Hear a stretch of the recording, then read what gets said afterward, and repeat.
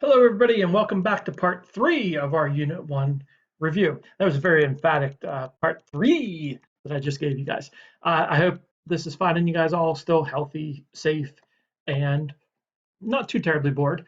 But the last part of our Unit 1 review is going to be on productivity and getting in the food chains and food webs a little bit here towards the end. This is, again, I keep on saying over and over again, this is very important. All the material is important. I could probably see the potential for one of the free responses to include some math this year on primary productivity. It's fairly simple math. It doesn't take a whole lot of time. So I could see College Board kind of turning to this as one of the parts of the experimental design question and include a little bit of math into it. So we're going to cover the primary productivity and walk you through what's important about this. So productivity is all about the photosynthetic rate. It's how quickly or how much energy, I don't want to say how quickly, it's how much energy is produced per unit of land per time frame. And there's a difference between gross productivity and net productivity. With net productivity, this is the amount of usable energy. And when we gave the practice multiple choice exam for you guys, this was a very, very commonly missed question. They asked what the gross productivity of an ecosystem was. It gave you what the net productivity was and the amount used by the producers.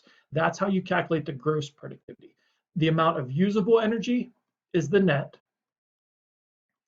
and the total energy produced is the gross.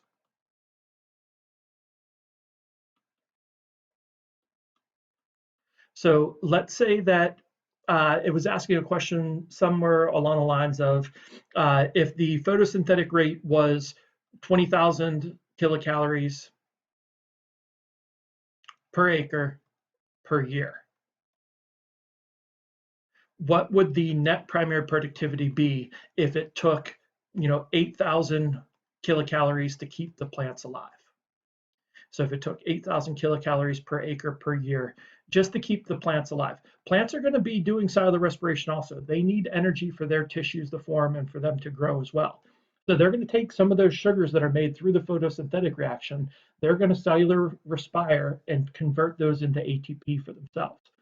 So we have to take into account how much energy it takes to keep the plants alive to find out how much usable energy we have in the ecosystem for the consumers to use then. So to do this, we know this is the gross productivity. This is how much total was made. This is how much it took for the plants to survive. So needed by producers, right? To figure out how much net productivity I have or how much usable energy I have, I just take the two and subtract each other.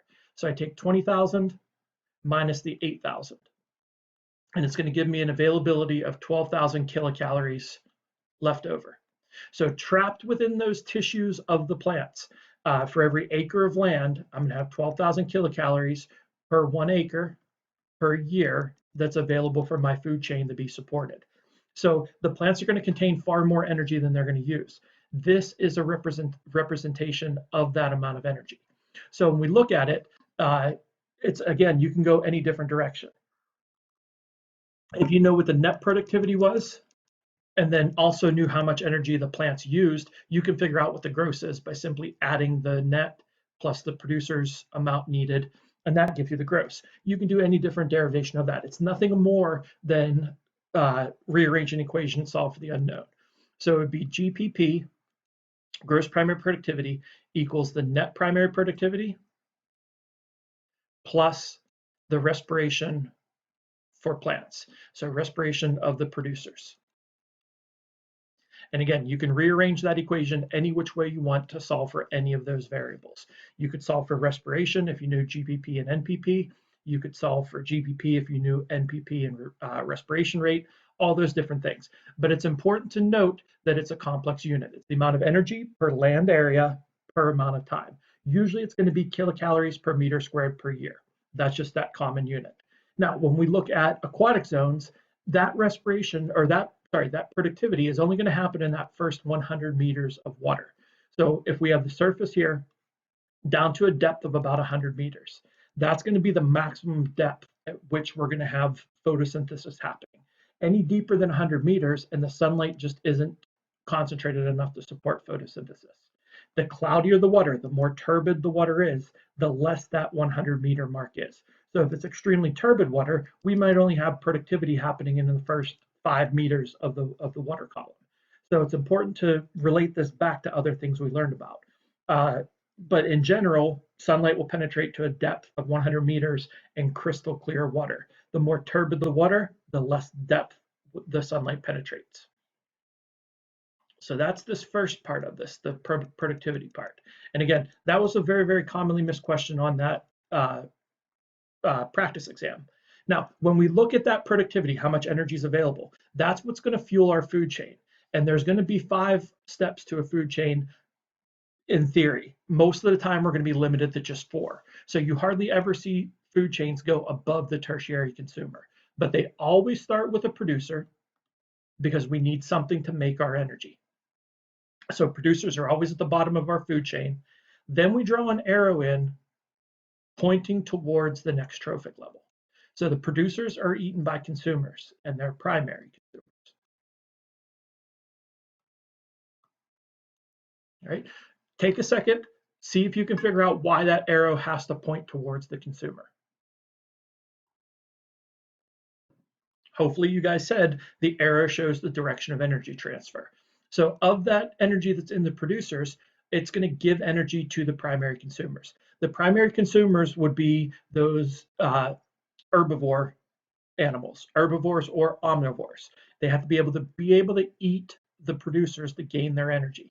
The only one that makes its own energy are the producers. These are our photosynthetic plants or chemosynthetic bacteria. After the primary consumers have fed, then we get the secondary consumers. These are going to be carnivores. They're going to eat meat in order to gain their energy. So the energy that the primary consumers absorb from the producers, the secondary get their energy from the primary consumers. Then we get into the tertiary, but we don't go above tertiary very often. Take a minute, see if you can remember why that is. Good. Hopefully you guys remembered that only 10% of the energy is transferring each step.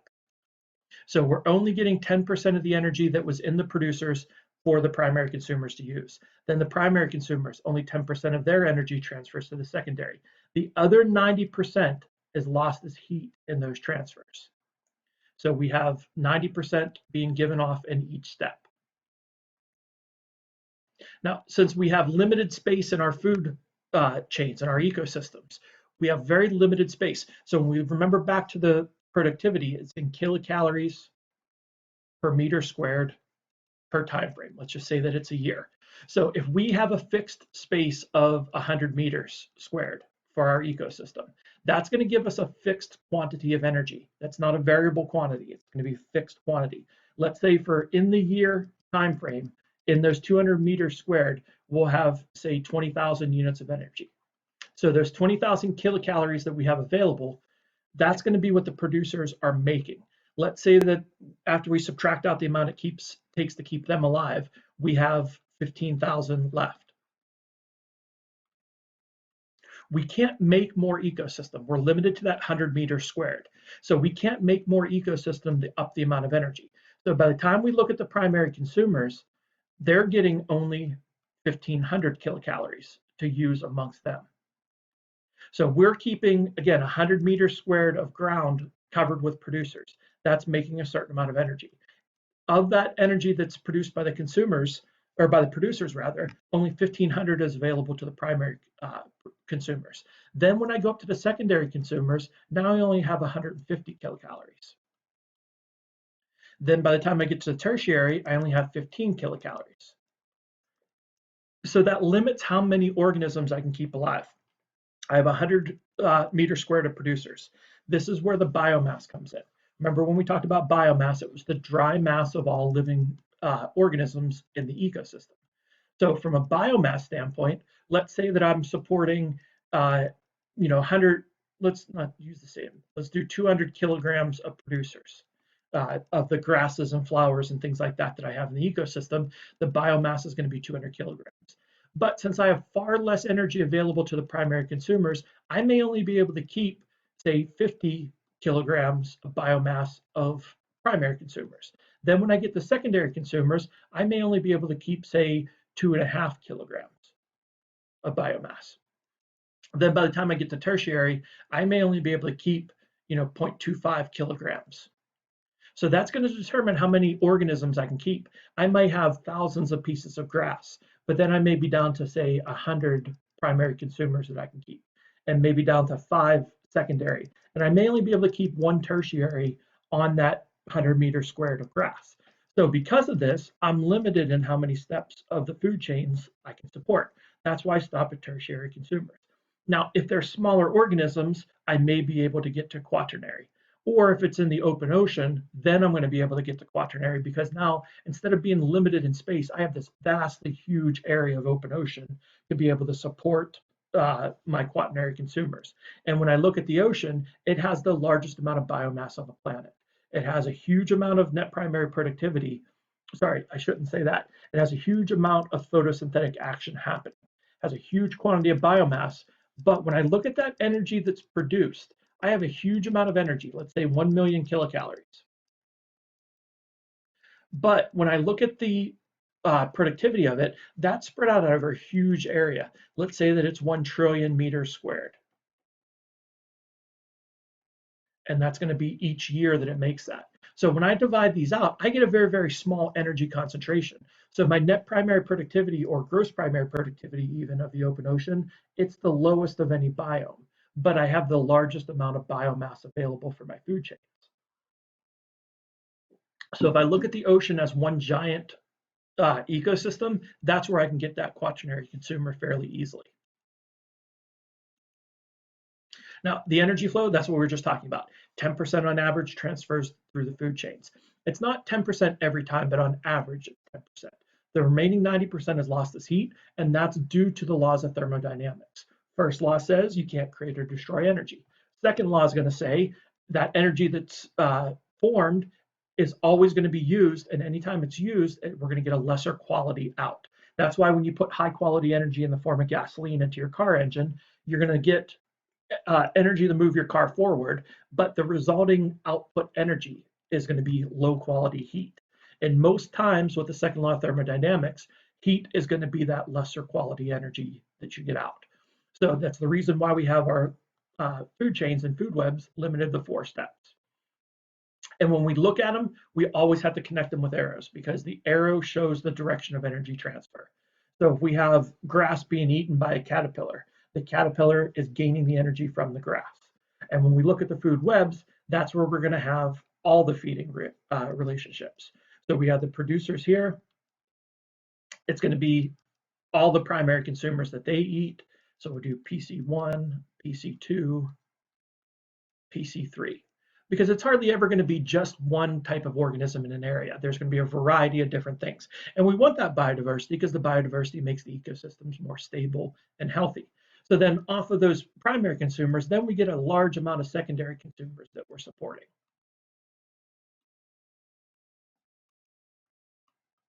So secondary consumer 3 might eat primary consumer 3, and same with secondary consumer 4. Primary consumer 2 might be eaten by all of these secondary consumers. So this is where we're looking at with the food web. It shows all the different feeding relationships in an ecosystem. Now, this is where something called a feedback loop is going to start to occur. If I take one of these out of the mix, say that one of them is hunted into extinction, now these ones lose their food source. If they're not able to get enough food from the other primary consumers, they're going to then go extinct. And it creates a trophic cascade, where less of the food source means I can support less of the predator that's eating those. That's going to then determine how much of the trophic level above that could be supported. Not only that, but if I take out one of these primary consumers, now my producers start to grow at an even higher rate, and it creates feedback loops. And feedback loops are, again, something that most people don't talk about in their classes, but they do show up on the test from time to time. And there was actually some feedback loop questions on that practice exam, so we had to cover them. And there's 2 different categories of feedback loops. There's positive and negative. Positive are going to be reinforcing, but it's important to note, most of the time, even though it's labeled as a positive feedback loop, most of the time positive feedback loops are negative for the environment. They're going to result in some sort of harm for the environment. But it's important to note that they're reinforcing. What you do adds more of the next thing. So more is going to lead to more, or less is going to lead to less. The less water I have available to an ecosystem, the less plant life I can support. The less plant life I support, the less evapotranspiration I have happening. Less evapotranspiration means I have less precipitation. That's going to be one of those positive feedback loops. With a negative feedback loop, more is going to lead to less.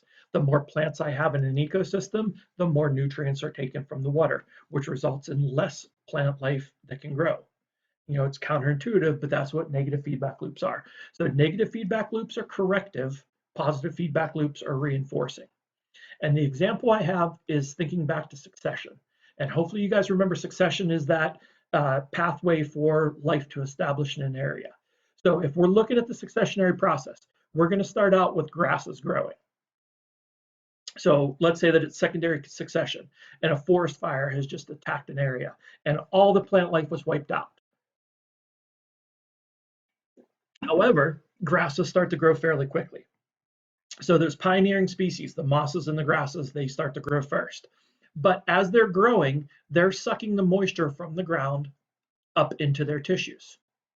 So any rain that falls is going to be consumed by those grasses. That's going to limit how many larger plants can grow because the grasses grow at a very high rate and very fast growth pattern. If I'm looking at shrubs that want to grow, the shrubs take a lot longer to grow. So if I'm looking at my 2 steps, say that I want to get to the point where a shrub is growing along with those grasses. The problem is those shrubs grow at a very slow rate. The grasses are growing at a fast rate. So the grasses are consuming all the water, not leaving any water for the shrubs to grow. The shrubs are only going to put a little bit of biomass on each year. But as time goes on, what we're going to see is that as we have more of those shrubs growing, so this is our ecosystem here, the grasses are consuming that water, but as we're growing those grasses, that means we have less of those shrubs to grow because again, the shrubs are limited by the water availability. This is going to be our negative loop.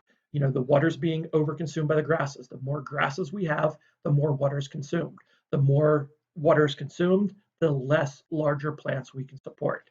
So more grass is leading to less larger plants, negative feedback loop. When we look at it with the next one, now we're going to look at it in terms of a positive. Even though we have less water available, those shrubs are still growing. They're just growing at a much slower rate. So I do have that shrub slowly growing over a period of years. And it might grow and take 5 or 6 years before the shrub starts to grow. But as I'm starting to grow that shrub, now I have that water being competed for by the grass and the shrub. The grass is taking most of the water. The shrub is getting a little bit. So the shrub is growing at a slow rate. But when that shrub is growing, it's casting a shadow on the ground.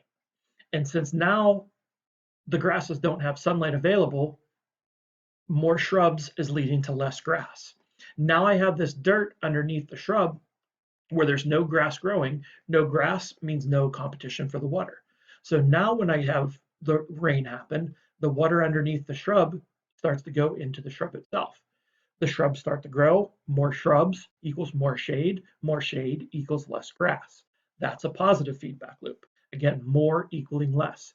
So when it was negative feedback loop, the more grass equaled less shrubs.